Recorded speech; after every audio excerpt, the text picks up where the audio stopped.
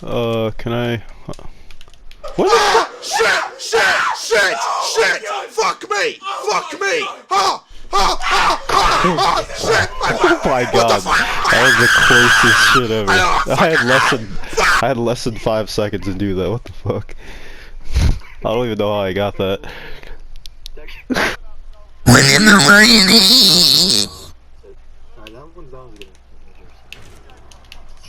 What? Okay, he just put me back in even though I had an opponent. What is up, you trough bathers? Welcome back to another video. Hopefully you guys enjoyed that funny little intro I made.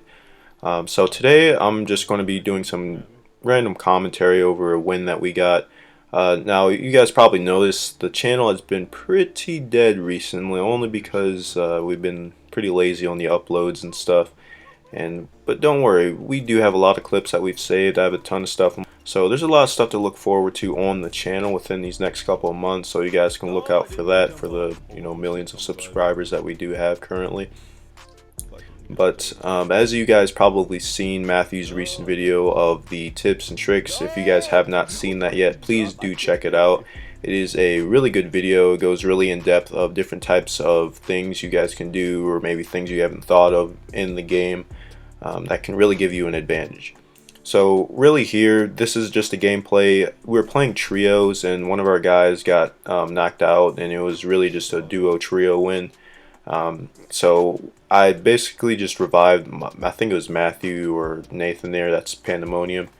And mainly the one strategy that we're trying to pull off here, especially in like the end circle and stuff, is trying to find the high ground. And that's one thing that Matthew mentioned in the previous video, in the tips and trick video, is if you're surrounded by people, or if you're outnumbered, just trying to get the high ground, see where people are at.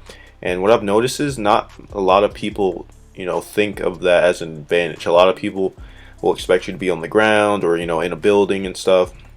But taking the high ground, even out here, as you can see in this clip, on these cliffs or on the rocks, is a very advantageous decision you can make.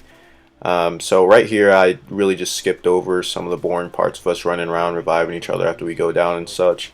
And we take out a squad, and I think that was the last squad that was running in from the circle on that side of the map. That's right next to downtown, I believe, and we are now next to prison.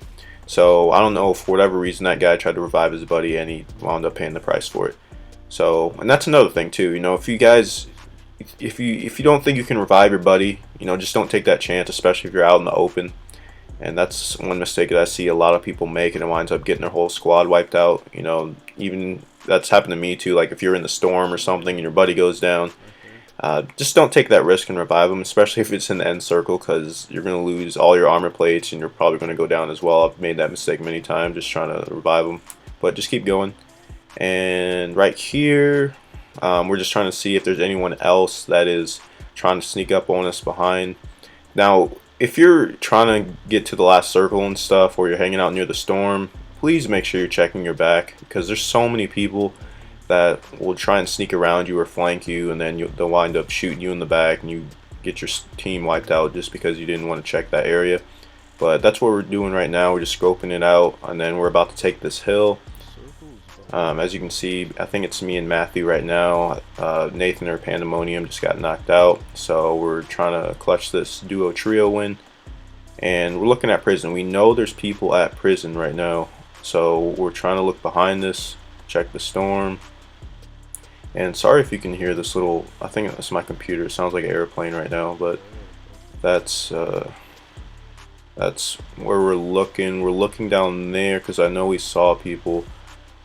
Yeah, I think they got a loadout or something. We wind up trying to snipe them. The dude with the riot shields are such a pain in the ass. But he eventually gets third-partied by somebody.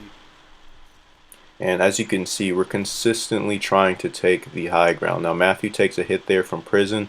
That's expected. We knew there was going to be people there that probably saw us, but we still wanted to maintain this position because that's the second best position we think right now for the circle until the storm comes in, as opposed to prison. And right here this is why I said you need to check your back, because if I didn't look then, we probably would have been dead within the next 30 seconds or so. So you can see there's two guys running up. I told Matthew here, you could probably listen to that. I said, you know, he's on me, he's on me. You guys should, that's another good tip too. If somebody's shooting at you, tell your buddy that he's shooting at you, because that's going to give your buddy a chance to pop out and just kill him right there. And that's exactly, well, that's kind of what happened there. But we started shooting at Matthew, so I returned shots back at him and got him. And now we're looking back out on, well, I guess we're looking towards prison now. We're looking for these guys because usually, you know, of course, if you're on top of prison, storms come, you're going to be jumping off, and we're trying to make a decision here on whether or not we want to go ahead and jump or see or wait if these guys jump off first. And you see I downed that guy right there.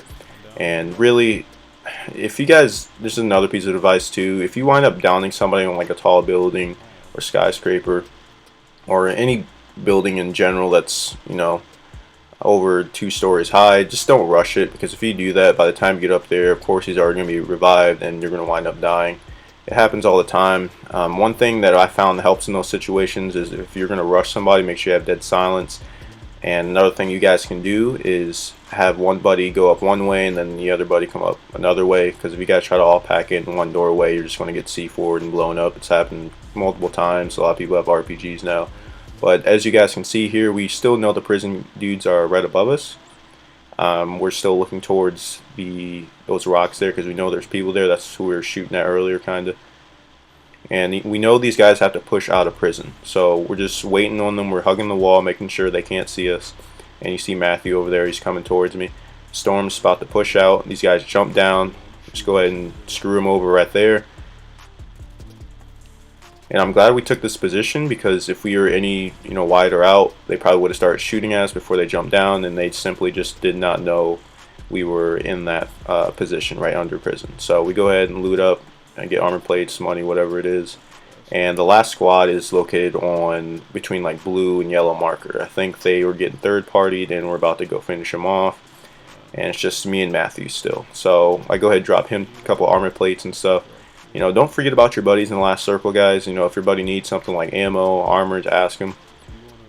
You just don't want to take that chance of, you know, running out of that type of stuff and then wind up going down and losing the game.